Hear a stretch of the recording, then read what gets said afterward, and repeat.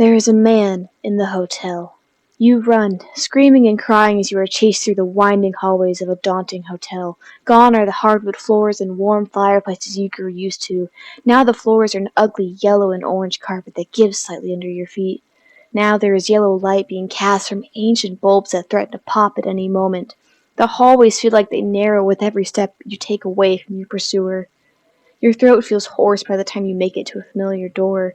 It's the door to your room, but you know that he can still get through, so you move past it. But inside, there's another door. But this door is different. This door has a lock.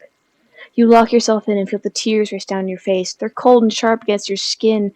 Your hair, too, sticks to your face as you shove yourself against the wall, desperate for a moment of peace. But an axe slices through the door, and you scream again. You scream with all you have left. But it is not enough. Cut! That word should bring you relief, but it does nothing to ease your racing heart. Your scene partner puts down the axe and leaves the set. He leaves you alone to face the wrath of the man who has been dictating your every move for months, the man who gives you work, the man who seemingly finds joy in pushing you to your limit. It is time to face the wrath of the director. Horror is one of the most subversive genres when it comes to cinema. Horror movies are able to tell stories that are usually too taboo or weird for mainstream media to tell. It shows you the horror in the mundane, the horror in real life, and the horrors that we can only begin to imagine. It is a vessel for stories to come to life. But there are people willing to do anything to get their message across. Anything, including abusing their lead actress in order to get a good performance. They will do just about anything to make a good movie. This is a complicated issue, but I find the best way to look at this is through an ethical lens. But it can be challenging to look at something from such a black and white lens when you hold so much love for the genre being analyzed. For about 6 years now, I have been an avid watcher of the YouTube channel DeadMeat, home to The Kill Count. This is a show dedicated to talking about horror movies and counting the kills. I have been in love with this channel ever since I found it, but my fascination has only grown ever since about 2 years ago when they started talking about what actually went into making a horror movie. It was an eye-opening experience, seeing how much work was put into these movies that I adored, but it also had me grappling with a problem. There were so many horror movies that I loved, but the director mistreated their cast just to make a good movie. It made me sick, thinking about how I mindlessly enjoyed these movies without knowing about the suffering that people had to go through to make them. But let's take a step back and discuss the opening segment of this video. What I described may sound like a nightmare to countless people, but for others, that is the haunting reality that they must face in order to further their careers. This was the story of Shelley Duvall, an American actress from Fort Worth, Texas, best known for that very experience, her work as the lead actress in The Shining. But for those who are not, Shelley Duvall was the lead actress in The Shining, a Stephen King novel adapted to film during the late 1980s. It was directed by a man named Stanley Kubrick, a well-known director best known for his work on 2001's A Space Odyssey, A Clockwork Orange, and Full Metal Jacket. This was not Kubrick's first dip into Hollywood, nor the horror genre, as he was already known for his directorial talents with his previous films. With his highly praised movies, it is no surprise that he would have a directing style that worked for him. But this directing style was one of controversy, as seen in how he treated Shelley Duvall. During the filming, Kubrick would force her to cry anywhere from 9 to 12 hours a day, keeping her body in a state of constant stress and fatigue, all in order to get a real feeling scene. That was his main goal during filming, to get real reactions in an attempt to make a good movie.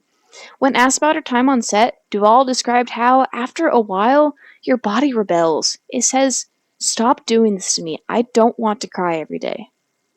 She even described how the thought of having to cry all day would make her begin to cry in preemptive grief.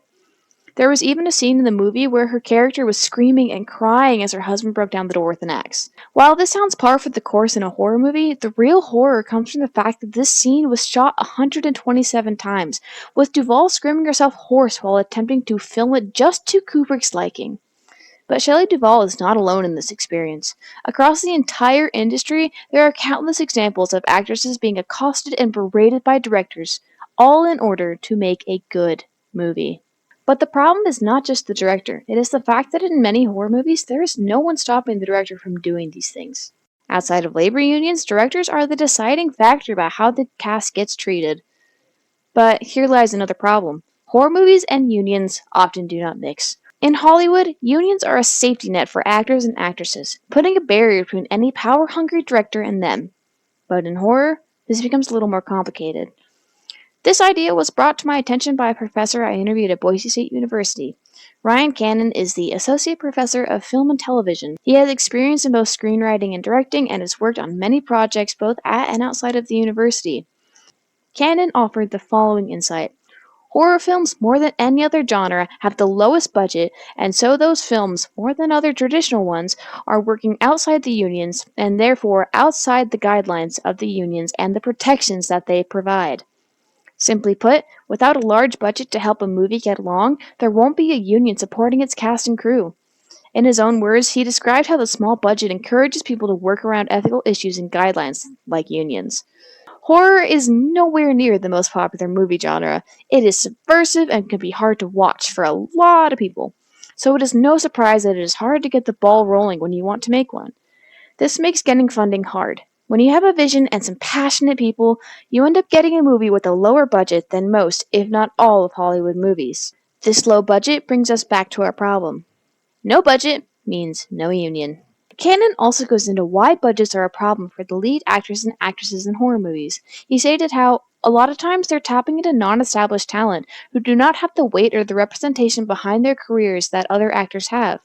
In other words, most of the lead cast do not have enough weight behind their names to advocate for themselves. They need these movies to be successful so that they can hopefully jumpstart their careers. The unions provide a safety net for actors and actresses. It puts a barrier between them and the directors who may want to take advantage of them to make a good movie. But with no safety net, it is much easier for directors to behave the way they want, with little to no consequences until after the deed is done. Or never at all. With all this in mind, I think it is important to find a way to analyze this problem.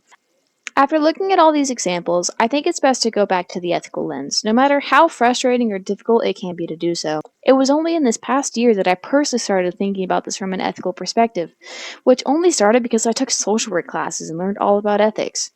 With this new knowledge on ethics in mind, I was able to see why I got such a bad feeling from learning about the BTS of horror movies.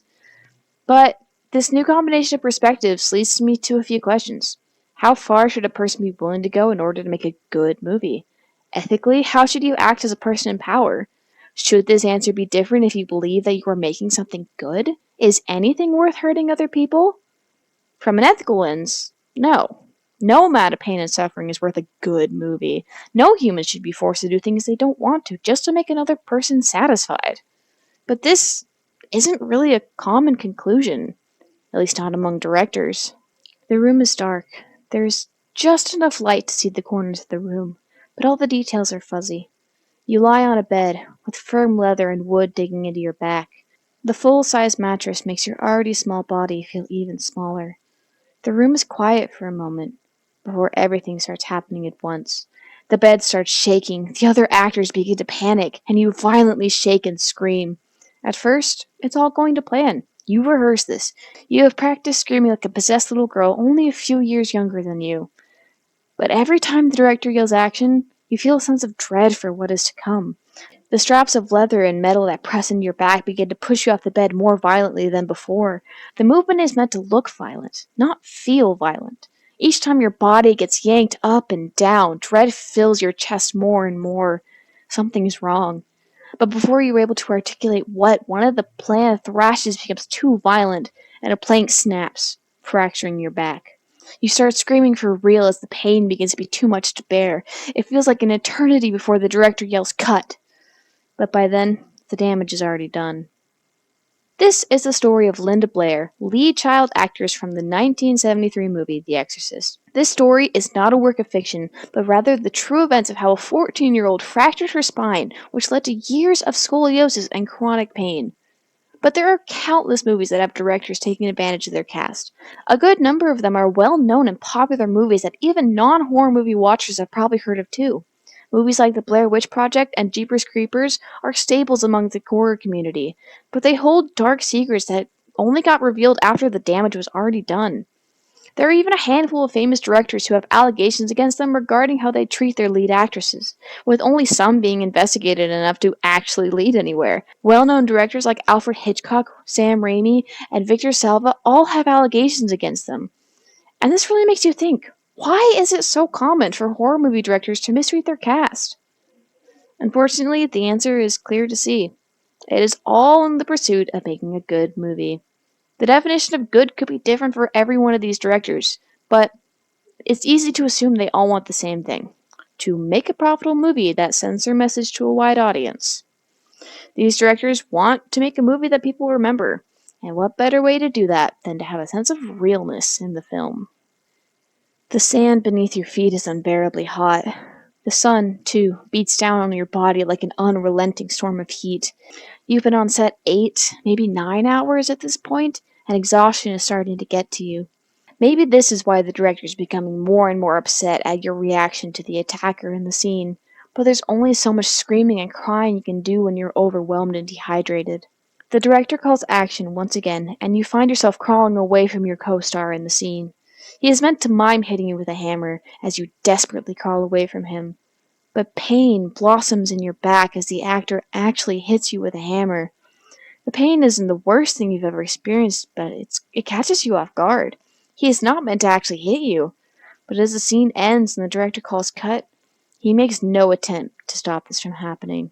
But you know this movie will be your big break, so you tell your co-star to hit you again, and to not worry about it. It's not like the director does. Once again, this is not a work of fiction. This is the story of Marilyn Burns, lead actress in the Texas Chainsaw Massacre. Imagine you find yourself in a desert in the middle of nowhere. Temperatures repeatedly hit over 100 degrees, and rotting animal carcasses litter the set.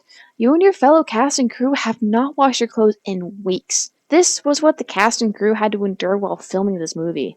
On top of these already grueling conditions, lead actress Marilyn Burns suffered at both the hands of her co-stars and the director.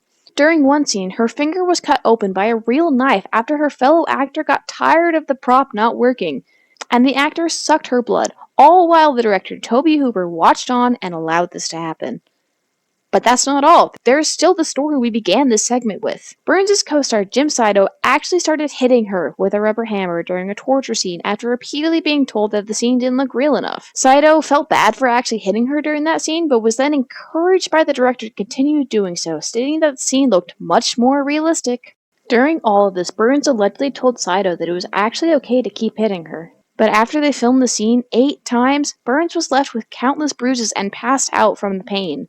And all this brutality was done under the watchful eye of Tobe Hooper, a man who held all the power over these actors and actresses. This singular man held the fates of all of these people in his hands. He allowed Burns to be subjected to these horrors just to make a good movie. It is clear to see that there is a problem in the horror movie industry. All across it, directors are taking advantage of their lead actresses in order to make a movie they deem good. We will likely never know the exact reason for each of these directors treating their cast like this, but it is easy to assume that it's linked to a need. A need for their movie to be successful, or famous, or simply just enjoyed by horror fans. But before we move on, I feel like it is important to note that all of these actresses, despite what they went through, survived. They all endured the wrath of their directors and lived to see and perform another day. But what about the stories we don't hear? What about all the women whose stories never got told, whose suffering got swept under the rug? There is no way to know just how many directors have taken advantage of their lead actresses and got it taken care of. But what can be done? It is clear to see that this is a major problem, but it is hard to find a clear answer. It doesn't feel like there's anything we can do. The average person cannot be expected to research both a movie and its director before they go and see it. We can't expect people to research whether someone is a good person and whether or not they should watch their movie. And even if you were to do that, there's a chance that this director's actions have never been spoken about. They could have used their power to sweep their actions under the rug just to save their own skin. So, what can we do? In the face of people who hold so much power, what can we do to stop this? As an audience, we can spread awareness. We can tell other people about the actions of these directors. We can tell people to be wary about who they support. And if enough people begin to talk about it, it may reach people who can do something about it. If enough people in Hollywood or legislation learn about this great disparity, they may feel inclined to do something about it. So, for now, the best thing you can do is remain educated. Learn more about the things you are passionate about. Learn about these injustices and care enough to tell others about it. Nothing will ever change if we're too scared or indifferent to speak about it. After going through this journey myself, I find it paramount that more people educate themselves about what they are watching, instead of just admiring the pretty little things they show on screen. With all that said, thank you so much for watching if you made it this far. This is my first big video essay on YouTube, and if it sounds very essay-y, that's because it was an essay for a class, but I'm quite proud of this, so I really hope you enjoyed. Sorry the audio isn't top-notch, top-tier quality. This is the best microphone I have. It is a headset. And if you are my professor watching this, hello! I'm glad you made it this far. I hope this is what you expected, or was at least better than you expected, as you don't watch a lot of video essays. Thank you for such an amazing class, and thank you again to anyone who makes it this far. I hope the clickbaity title wasn't too much, and I really hope you all argue with me in the comments. Please leave a comment, tell me what you think, give me counterclaims, tell me why I'm wrong. I would love to discuss or argue with you in the comments. My name is DeadMeat, and please, as always, be good people.